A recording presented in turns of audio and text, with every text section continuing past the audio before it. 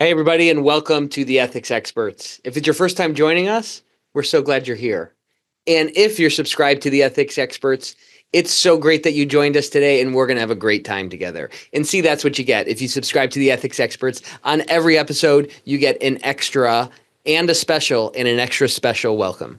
On this episode, we're going to be talking with Tobias Sturesson about his book, The You Can Culture. We talk about his journey from growing up in a community that became a cult, to his understanding of culture and a lot of great studying that he's done, to the impact that he's making to help organizations build better cultures. We're going to be talking about psychological safety and speak up cultures. We're going to be talking about creating rituals and celebrating behaviors, what to do about microcultures that develop around negative behaviors, and just what you and we as leaders need to do to be humble, to be honest, and to understand our vulnerabilities so that we can build a culture that is a habit, that has a powerful impact, not just on the people in our organization, but on us achieving the mission that is the core outcome of our culture.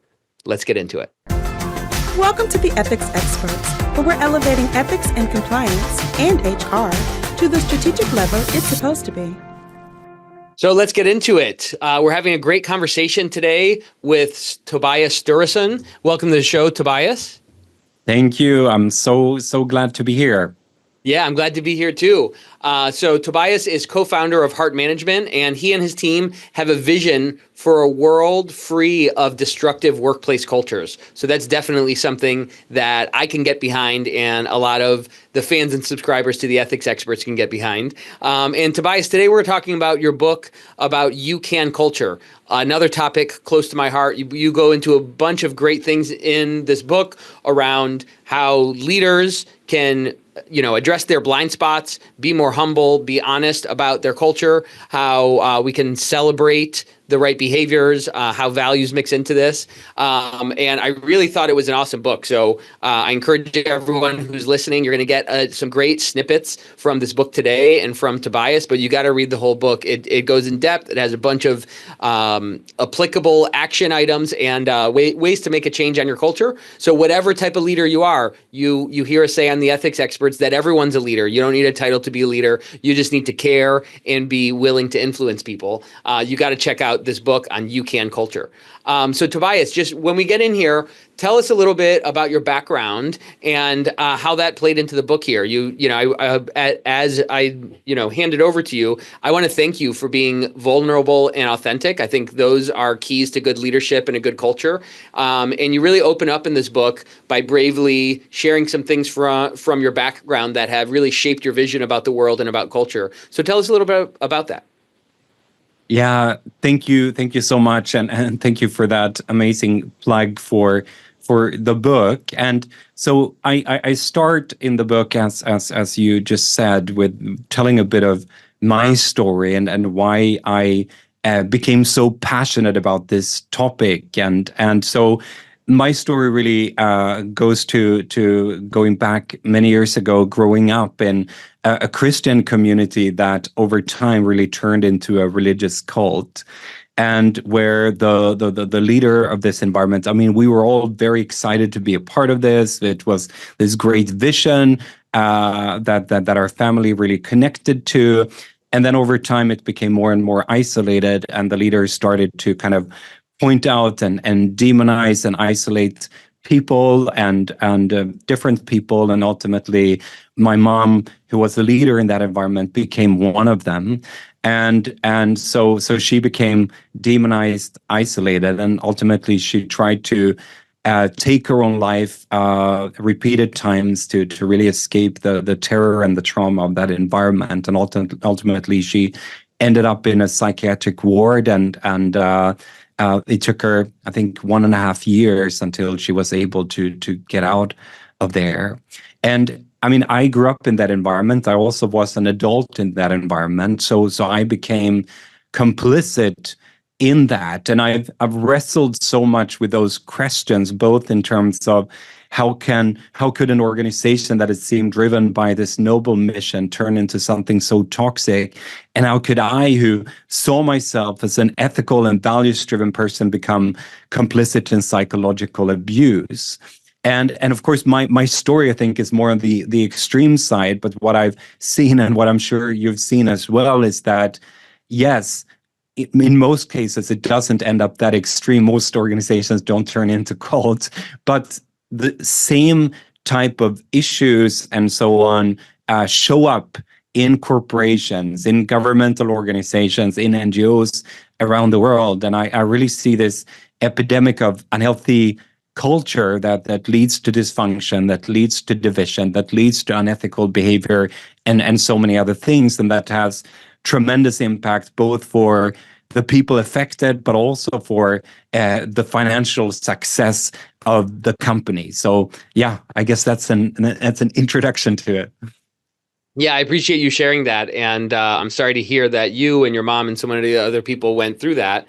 But I think it's valiant the way that you've taken that experience and the things that you've learned from it. And you're sharing them with us here on the Ethics Experts. You're sharing them in your book to make a positive difference in the world. And, I think it's great how you've been able to go through that. And, I think that personally, I think part of being a good leader and building a good culture is that self-reflection and realizing where you are compared to where you want to be. And it's clear that you've done some of that and said, hey, you know what, this is the direction I want to go in. And I think that it has a lot to offer our audience today because, like so many things, when we can study, or when in your case you experience such an extreme version of something, right? There was an extreme culture there that was extremely toxic and destructive. Well, there's a lot to learn from that. Just, that's why people like the Olympics, because that's a great example of working hard and being competitive, or, sports, or, the Nobel Prize or whatever it is. There's a lot to learn from these condensed areas. And even, you can learn from the negative and the positive examples. So I appreciate you sharing with us today. So let's talk a little bit about, that this distinction between like a cult and culture. Because, you mentioned how this, this organization, this Christian community you were involved with, transformed from one thing to another. And, I imagine it was some actions that became some trends, that became an environment, that then became a solid culture. And talk to us how that can teach us something about the flowing changes that happen in our own corporate cultures, because, none of these things are static and set in stone. No, and that's really, really great question, and how that forms, and I think, when we reflect on culture and what culture is and how it works, I think culture, it's shaped to handle uncertainty. So as we come into a new environment, we look for the signals that will tell us what will make me succeed here, what will make me feel safe here, what will make me feel successful here, and so on, and those signals will shape behavior and so on. And I think that's exactly, you start to look for the clues of what will make you successful, and then you have a leader who over time increasingly is the one who defines those clues. And of course, in a religious environment, they also then speak for something, speak for God, speak for a higher power. So of course that becomes even then more powerful in terms of shaping culture and shaping those signals. And then when you start then create, and I think that is something that you can see in many organizations as well, that you create this image that we are the ones who have the solution, we're the ones who have, all the other people are part of the problem, or whatever. And I think in a company, we can look at the regulators, they're the problem, and we start to create kind of this us versus them type of environment, which also leads us to pull more inwards and to not really listen to the signals from the outside, and become more isolated, and also sometimes I think become even more extreme than in our culture, in our cultural expression. And I think as well, something that, and I've talked to so many leaders who have been in an environment, and when they come out of that, they think, oh, how could I have been a part of that behavior, been a part of that way of thinking? But when you're in that group, when you're trying to fit in, those signals are so strong, and that pressure becomes so strong. And that I think that is something that is true, whatever type of organization you find yourself in. Yeah, it's it certainly is the sum of all of those things. I love what you said, that it's built to handle uncertainty, but also, in some ways that can be reactive in how it's formed, or it can be pushed by somebody, based on their values. So, you share this definition up front about culture being shared beliefs and assumptions that shape behavior. What do you think is distinct about that? Or what do you think people get wrong when they conceive of their own culture or their own definition of that? Because, I've heard a bunch of people say, it's like we all know what culture is, but everyone describes it differently. Yeah, yeah, absolutely, and I think here, of course, Professor Edgar Schein's work is really really fundamental here, and I think understanding that there's so many things that are underlying the things that we see, and that to really understand our culture, we need to go below what is, because I think no matter how much we say that, organizations still assume that, or say that culture is important and that it's deeper and all of that. Organizations often still just assume, oh, we have a great culture, we have a healthy culture, and so on, but they don't really look at what are those underlying assumptions and beliefs that have really shaped the culture. And I've seen so many times how those underlying assumptions and beliefs about what has made us successful can really become unhealthy, and they can become something that hinders. And that might be, for example, that is just, thinking that keeps us away from innovating, from trying new things. But they can also be things, beliefs about who we are as a group, beliefs about who the outsiders are, that then also shapes. And I think we can see that in so many examples. I mean, just one that I'm thinking about on the top of my head is France Telecom, for example, really this terrible story, and Professor Guido Palazzo has been researching that quite a lot and written on how they created this they needed to get rid of a lot of employees. They needed to downsize the organization. They couldn't do it according to French labor laws. So they started to create really this story of how they had certain people in the organization that were the dinosaurs, and how the dinosaurs went extinct, and how they started training up managers to identify people who they wanted to get rid of, and then make life as hard as possible for them so that they would leave voluntarily. And ultimately, a lot of people did leave. Some as Guido Palazzo says it, some through the door and some through the window, and many people actually ultimately took their lives because, for example, they might be working as an engineer, and suddenly they were put in customer service without receiving any training, or they were taking care of their sick parent, and suddenly they were moved to another city where they wouldn't be able to do that. So, and I think what that just shows is how we can kind of create these stories. We can create these ideas that will shape culture and that will shape a behavior that can have really detrimental effects if we're not really careful with what those stories are, what those beliefs are, what is behind those assumptions, and if we just assume that is healthy.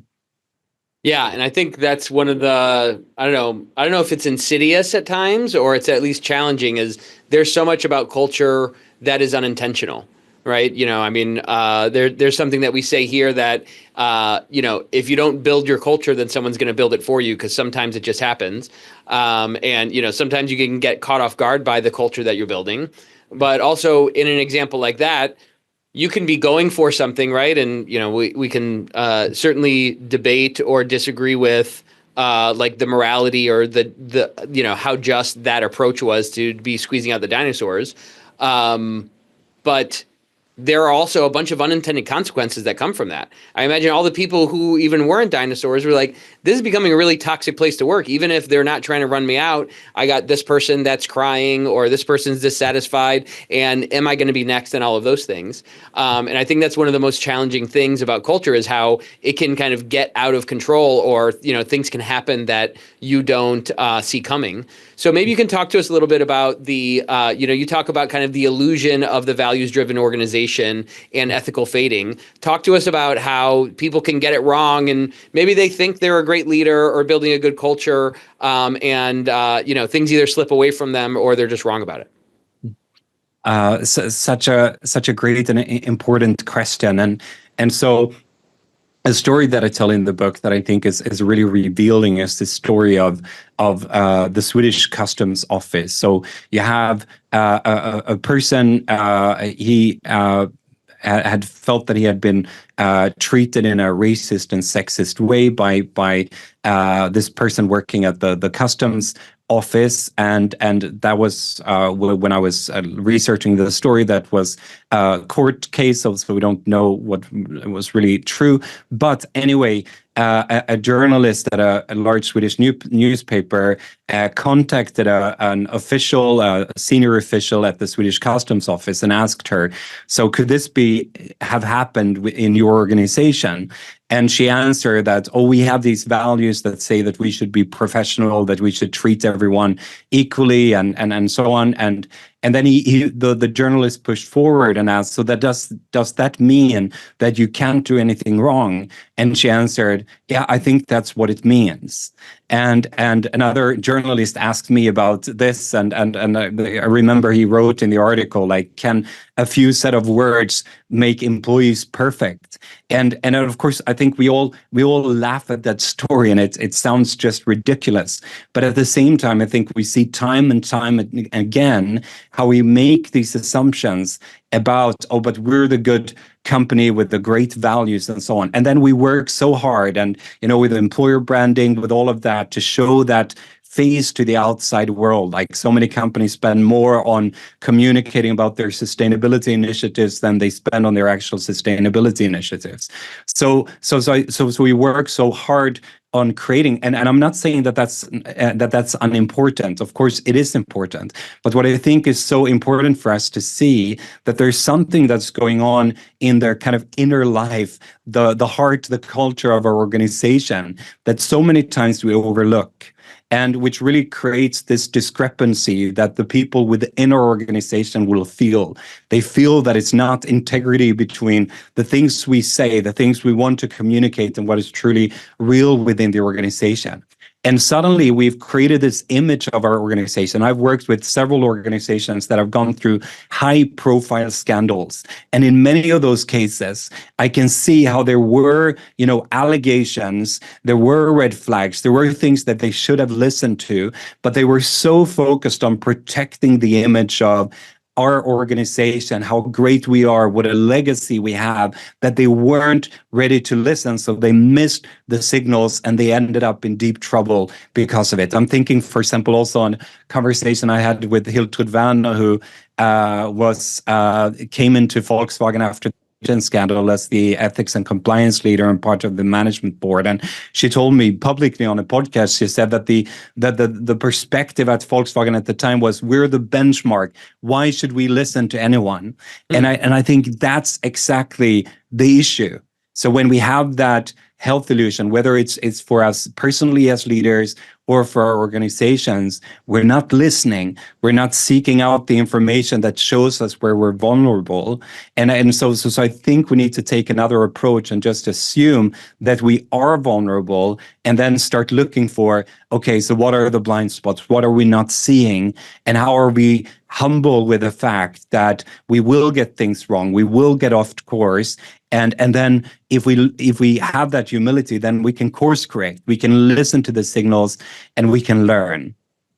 Yeah, I love that. It's, I love the way you describe it. It's an unfortunate stance of things, but I think it's true that it's almost like, as leaders, we can set our own trap, where the more we talk about this stuff, the more we push it, the more we pay a PR agency and an internal trainer to go over this stuff, the more we can fall into that confirmation bias and convince ourselves that I've put so much effort into this that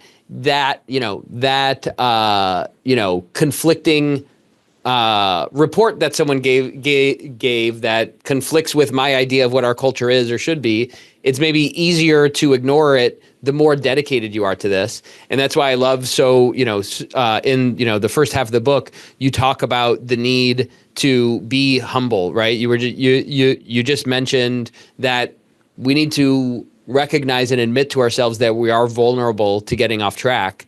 And you talk about how as leaders, we need to be humble. Talk to us a little bit about why that's so hard and what we can do to kind of deconstruct that for ourselves or have the people around us help us with it. Yeah.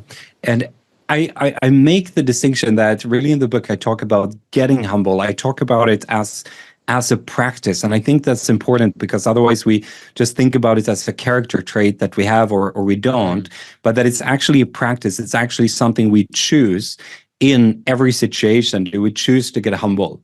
And I think, and I work a lot with leaders, with executives, and what you see so many times is that people are so afraid of getting humble because we want to, protect our authority. We have certain pride. We want to protect our position in the group. So we don't share our mistakes. We don't talk about our challenges. And I've seen it so many times, and how people are struggling with really, really severe things, but they're not talking about it. They're not asking for help. They're not getting the attention to these issues that they needed, and the consequences of that are so big. And I think it really comes down to that really fear of losing authority, fear of being seen as weak. And even though, we've had, Brené Brown and all these voices that have been telling us that to learn that this is courage, still that's not what it looks like in most management teams or boardrooms or even at lower levels in organizations. And I really think that to see a change, it really needs to be modeled. It really needs to be modeled by people who show what that looks like. And I've seen it, and I've seen how the action of getting humble, I've seen it in situations, where there's been this incredible lack of trust because of leadership issues with former leaders and so on that have really ruined trust in the organization. But when the new leadership were willing to take ownership of what happened, we're ready to admit it, we're ready to apologize for it, we're ready to listen how they could restore trust. But it took that humility. So that's why I see it as the fundamental habit to build a thriving and ethical culture, because without it, we're not going to do all the other things because we don't have the right heart, we don't have the right starting point. Yeah, that's great. I love that point that you have to act humble, and being humble is a practice. It's not a character trait. It's not like you are or are not, it's, are you acting that way? And you make the point so clearly that it needs to be modeled, right? And, we can model it for ourselves and say, hey, going into this meeting, I'm going to be vulnerable. And we can, hopefully people on our teams, if we're leaders, can see us model that, and then they can pick it up and feel more comfortable doing it. But, whether it's we're going through a crisis and I'm talking about, hey, this is hard for me, it's hard for me to deal with, and I'm worried about it and things like that. And it's okay if you feel that way. Or, I think it can at times feel like an extension or, a stretch to be modeling how difficult it is to live our values. I think so many times leaders feel like they have to say, well, whatever the value is, integrity or accountability, like, well, of course, everyone should do it. You just got to do it.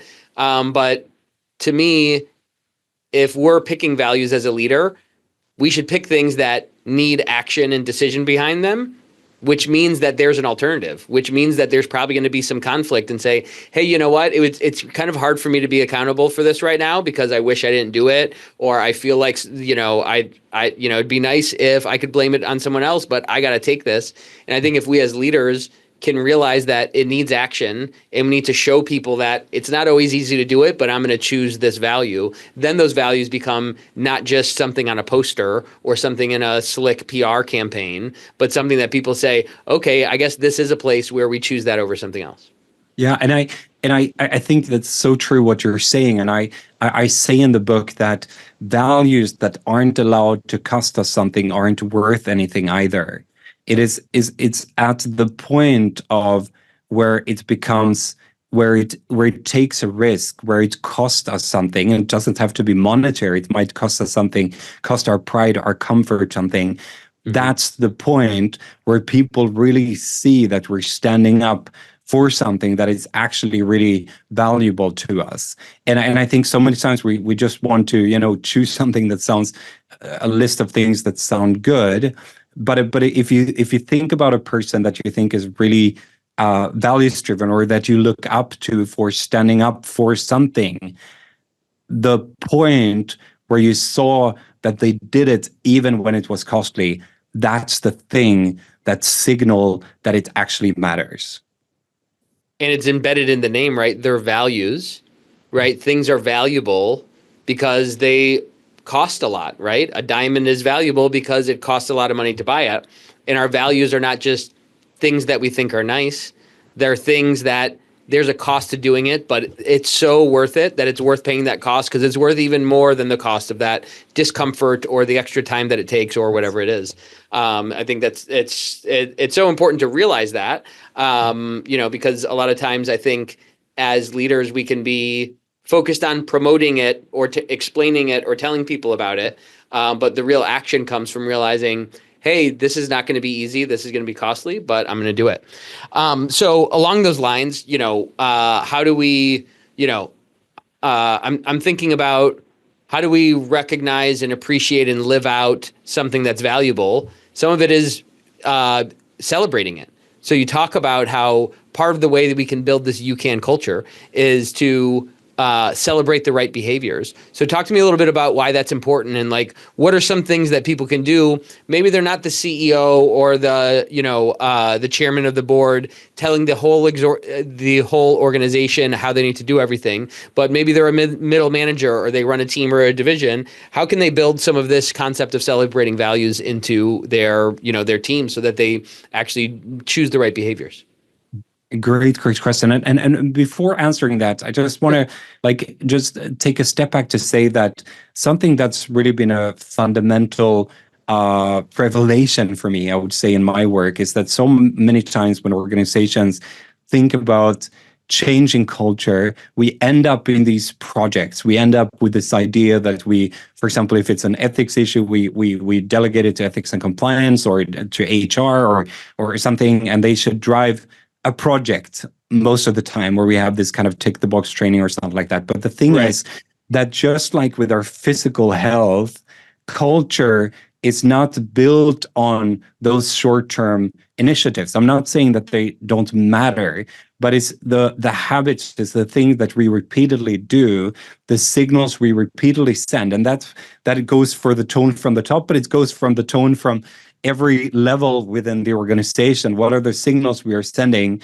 And that's why leadership habits are so important, and at every level of the organization, that we that we signal that the right behaviors are encouraged in our organization. And of course, one of the ways we do that is through celebrating positive behaviors, and I think the idea that the behaviors that we celebrate will multiply. And I think that this is really something that you can do at any level within an organization. I mean, sometimes hearing something from a colleague that I really appreciated, that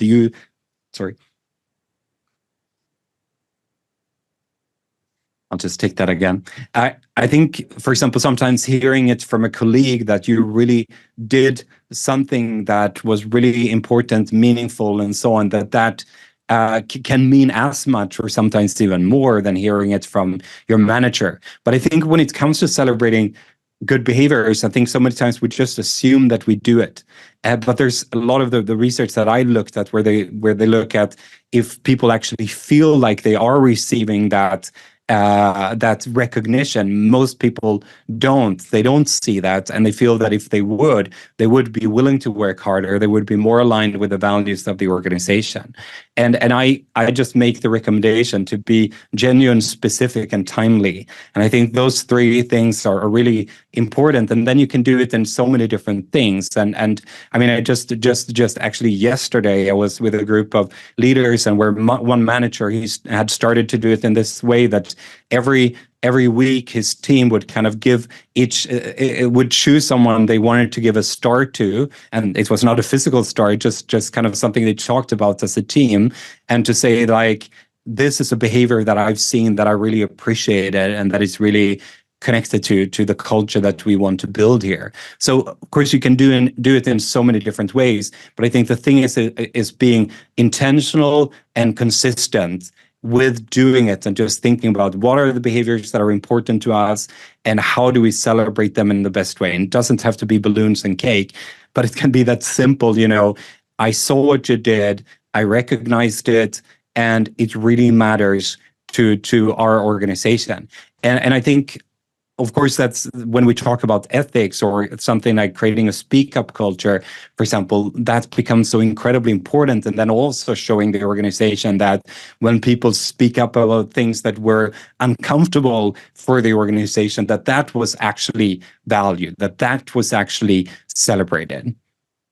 Yeah, it's great. I love how you talk about being genuine, specific, and timely. You need to take these actions.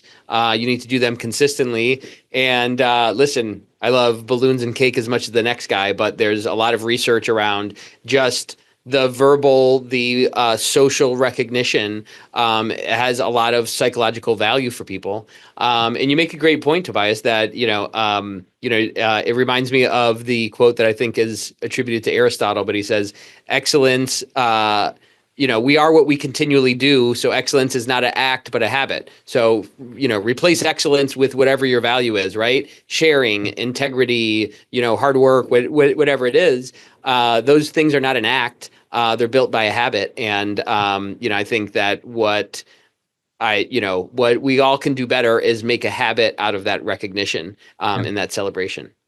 Yeah.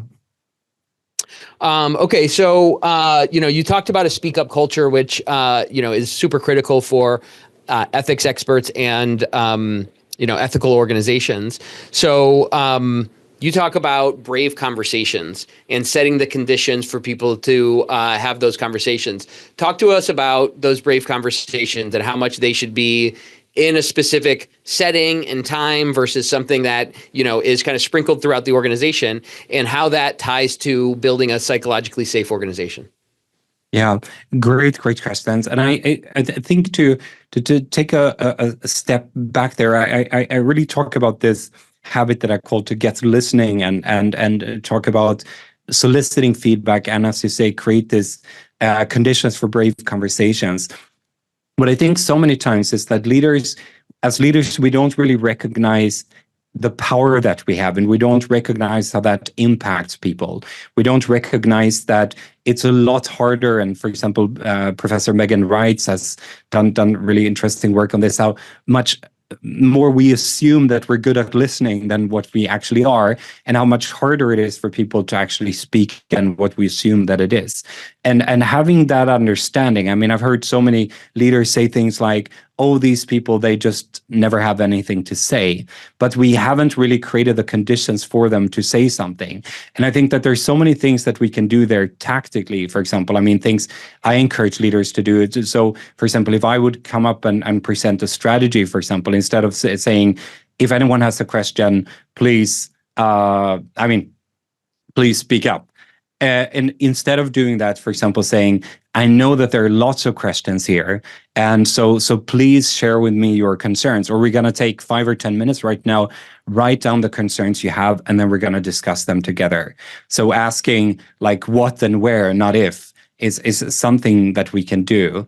And I also think in just the way of how we organize our meetings, how we think about how we position ourselves as leaders.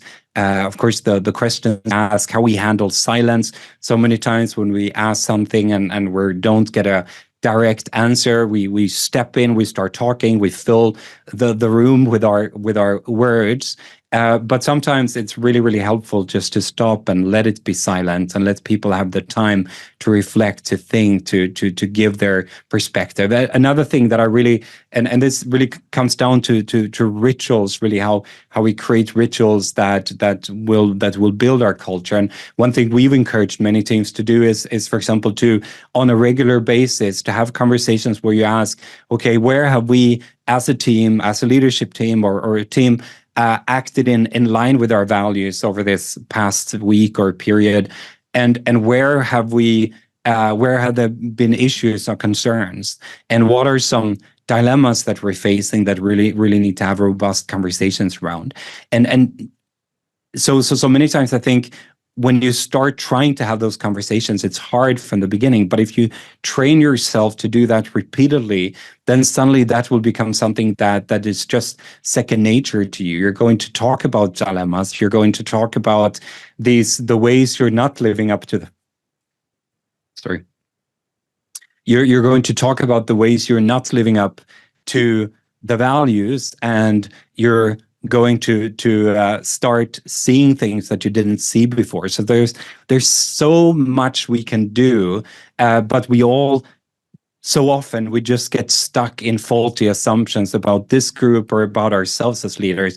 And there again, we need to realize, and I love, for example, the idea of objections and rationalizations, and I'm drawing here from Professor Mary Gentile in her work in giving voice to values, and she's been a great collaboration partner and inspiration in my work, and she talks about, for example, the idea that we think, oh, this is not going to make a difference, or this is going to have negative consequences, or this is out of my level of seniority or whatever. And as leaders, we need to think about those objections and rationalizations and ask ourselves, so what can we do to get beyond them? What can we do to ensure that when people bring things up, that they're not going to feel like it didn't make a difference? And for example, one thing we can do is to make sure to always reconnect, whether we decide to do what people say or not, still reconnect so that they feel, okay, something is happening. They're actually responding to what I'm saying. And so, yeah, or being grateful for the feedback we get. Even if you don't like it, right? Even if you don't like the feedback, you got to be grateful for the feedback, right? Exactly. Yes. But sorry, keep going. No. Yeah. So there's so much that you're talking about that really ties this all together. You started out by saying early on that that culture is built to handle uncertainty. And I think that we as leaders so frequently want to rein it in and say, these are the values, this is how you have to do it, when really there's so much uncertainty around us just saying the obvious thing that everyone probably knows they should do. And what I find is engaging with that uncertainty, right? Opening the room up to questions when you haven't planted things and you haven't, and a question might come up that might throw you off or be hard to discuss. Engaging kind of on those edges of that uncertainty is where you can bring things in line with your culture. And you can't shy away from those things. So you have to be open to something that might make you uncomfortable, or someone might bring something up that reminds somebody else that, yeah, they don't like that as well. And, you can have, an increase on the negativity meter or something. But, right, this is culture, right, which, is related to the word cultivate. And if you're cultivating something, there's some organic randomness to it that you need to try to, bring harmony to. And if you're going to cultivate that culture, you can't just stay in, walking down the dotted line in the middle of the road. You have to be able to engage with those edges. And when you see and show that those people who have a question or are opposed to something or bring up a natural conflict of, hey, it's kind of hard to live that value out right now, I think engaging with those things, whether they're rituals or brave conversations or one-on-one discussions you have with people, are things that end up shaping your culture so much more than a highly produced video that comes out from the PR department. Yeah. So incredibly true. And I also think this really ties in, I think, to the conversation on compliance and ethics, and in terms of that when it comes to creating a culture of ethics, I think so much, because that's where we're in this space where we don't necessarily have the policies, or we don't want to state the policies. We want people to actually more think about how should they act, what is the right thing to do, because as we know, things can be lawful but still awful. And so we want people to actually exercise that muscle of actually reflecting on dilemmas, challenges, tensions, and so on, and think about what the right thing to do, and not do that alone, but do it in community. And one of the really helpful things that I've seen is really to create kind of peer learning groups in organizations. I think so many times we don't really use the wealth of experience that we have within our organization, but getting leaders together in smaller groups that are maybe cross-functional and letting them create the safety together as a group and have conversations about the issues that they're facing, the dilemmas, the tensions they're facing, and getting to hear from others. For example, when I've some of these groups, for example, a group that I've worked with, or whether they'll be a group of country managers, for example, and for them to be able to discuss. So when you're doing business in China or whatever, these are tensions and things that how do we deal with this? And where you can do that in a safe environment, then we can train up that muscles. We can train up that ability to reflect, that ability to be, because the issue is, I think, that in the day-to-day work life of so many managers and people in general, people are super stressed and they don't have the time, or they don't take the time to reflect. So one of the things of creating space for reflection together as teams, but also for people individually to think about their leadership, think about how they're living out the values, think about the dilemmas and tensions they're facing, and having conversations, robust conversations about that. I think that's really where creating a culture of ethics lies in so many ways. Yeah, that's great. You get so much out of that. You kind of let those different perspectives bump up against each other, and they end up sharpening each other and polishing each other. And you really get some magic out of that you can't really script, right? You can't make them fill out a survey or answer some questions where the answer is obvious in order to get that. But by them fusing their personal, actual conflicts and struggles and questions, speaking those, hearing that reflected back that, yeah, I've had something similar, and working through those together can really build a strong bond among people in the organization. That's Yes. great. I love that kind of getting people together and having them work those out can be a great way to build culture. So we maybe have time for one more question. I'd love to kind of flip this. We've spent a lot of time kind of talking about the positive side of, what you can do to promote a good culture and define it and, set a great environment. So maybe talk to us a little bit about how we can kind of push back against negative influences on culture. We started talking about a negative experience you had with a culture personally. And a lot of times, whether it's a peer or, we're a more senior leader and it's somebody in our downline, we know that there are people that are doing things that are unethical, or maybe not blatantly unlawful, but it's not in line with our culture. So what are some things that we can do as leaders to influence the culture when there are destructive behaviors that are maybe pushing against, or even, threatening the overall culture, or creating a microculture that's going to be problematic? Great question. And so I said before that the positive behaviors that we celebrate will multiply, but I think on the flip side that the negative behaviors that we turn a blind eye to will spread. And I think so many times when I work with an organization, you will see that the issue they're trying to address is often connected to some group of people that they are allowing to continue with a certain behavior. Maybe perhaps they're high performers, or they have a certain academic background, or whatever that is. They've been long with the company, whatever that is. Something keeping them there, right? Yes. And so you're not dealing with it. So I think the first thing is to really to notice, to not turn a blind eye, but to really notice and see things.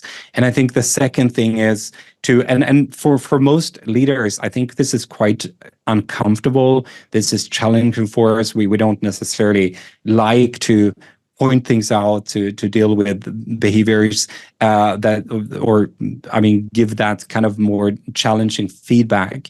But I think it's so incredibly important that we do. And of course, in the most positive aspect of it, will help somebody who actually wants to grow and develop, will help them to see things that they're doing. And just the other week, I got some tough feedback that were things that I needed to see, I needed to understand, and I didn't see it on my own. It was a blind spot that I needed help to see it. So of course, that's an important aspect of it. But of course, then there are also those times where it's actually someone who's not really necessarily that interested in changing their behavior, and who have a very toxic impact on our culture. And that's where I think we need to be ready to take the consequences of that. And then if that is moving a person out of the organization or whatever that looks like. But so many times I talk to leaders that just regret, why didn't we deal with that earlier?